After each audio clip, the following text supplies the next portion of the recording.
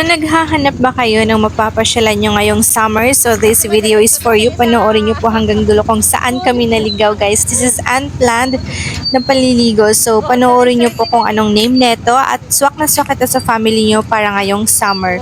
So eto na nga, papasok kami dito sa isang resort at ang name nito is Villa Colmenar. So ilalagay ko din po dito yung FB page nila para makapag-inquire kayo guys. Hindi kayo magsisisi kasi ang mura lang naman po ng pagpasok nyo po dito kasi around 170 per person na sobrang sulit na po siya. Santorini inspired po ang pool na to. So as you can see, di ba guys, parang nasa Greece talaga kayo. Siguro yung may-ari nito, for me lang ha, is love nyo po yung Greece kasi nga parang kuhang-kuha niya yung Santorini na pasyalan doon sa Greece. So, and then yung pool naman nila is galing po siya sa spring. So, fresh water po siya guys. And then, malinis naman siya sa bandang ilalim.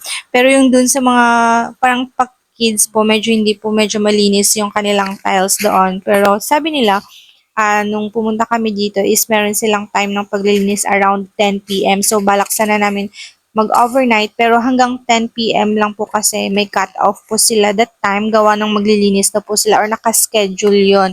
So, minsan daw, pag maraming tao, meron silang yung parang pa-bubbles. Pero pag konti lang daw yung tao guys, is hindi po sila nagaganon. So, nakadepende daw po sa visitors nila sa mga araw na yon. So, eto, kasi parang Tuesday yun guys. So, I think Saturday and Sunday, yun po yung best time to visit sa place na to para po ma-experience niyo po yung kanilang pa-bubble sa pool na to. Pero nag-enjoy din naman kami kasi konti lang mga tao. Parang sayong-sayo yung pool. As you can see, di ba, walang masyadong nag-swimming guys. Kami lang that time.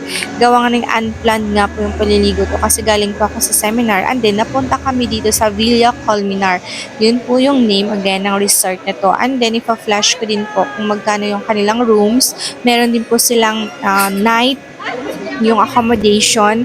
And then, the lowest accommodation sa pagkaalala ko po is 1-2. 1-2 is from 7 p.m. na po yan hanggang 6 a.m. po. And then, kasya po yung 2 to 4 person sa room na yon. Parang nasa double deck po yung design niya.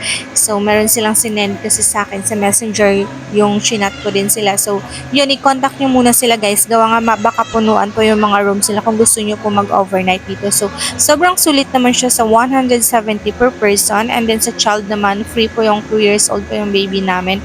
And then, pag lagpas na po siya ng 2 years old or 3 na yung baby nyo, that's the time na may bayad na po sila. And then, pag evening naman, pag hanggang 6 a.m. po kayo, yun po ay nasa 200 per person. So, hindi ko lang po alam sa mga next na mga year kung mapapanood nyo to, baka magbago yung rate. As of 2025 po ito guys.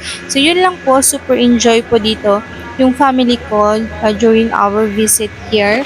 Kahit unplanned po siya, nag-search lang kami nun sa Facebook na kung saan yung malapit na pwede naming liguan. At ito yung nakita namin yung Villa Colmenar. At hindi naman po kami nagsisi sa experience namin dito. So, ayan, nag-enjoy din po yung baby ko. Tuwang-tuwa na ako sa kanila bang makita ko silang ganyan. Kahit hindi po ako naligo that time. Gawa nga ng hindi ako dinalhan ng husband ko ng panligo talaga guys. Alam niyo yung dinala niya sa akin, parang pantulog yung dinala niya sa akin.